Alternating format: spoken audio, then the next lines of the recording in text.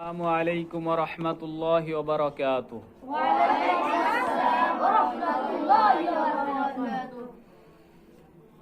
সম্মানিত ছাত্রবৃন্দ, স্নেহের ছাত্রবৃন্দ, আজ তোমাদেরকে আমি একটা দোয়া শিখাবো। যেই দোয়াটা পাঠ করলে, যেই দোয়াটা 3 বার পাঠ করলে সারা সকাল জিকির করার সওয়াব পাওয়া যাবে। সকলে বলো সুবহানাল্লাহ। সেই দোয়াটা হলো, সবাই তোমরা আমার সঙ্গে সঙ্গে পড়ো, সুবহানাল্লাহি ওয়া বিহামদিহি আদাদা খালকিহি ওয়া রিদা নাফসিহি ওয়া জিনাতা আরশিহি ওয়া মিদাদা কালিমাতিহি। এই দোয়াটা সকাল বেলায় 3 বার পাঠ করতে হবে।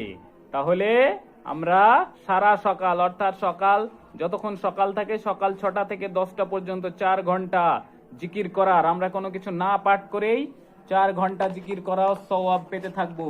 তাই সকলে আরেকবার এই দোয়াটা পড়ে নেই, সুবহানাল্লাহি ওয়া বিহামদিহি আদাদা খালকিহি ওয়া রিদা নাফসিহি ওয়া জিনাতা আরশিহি ওয়া মিদাদা কালিমাতিহি।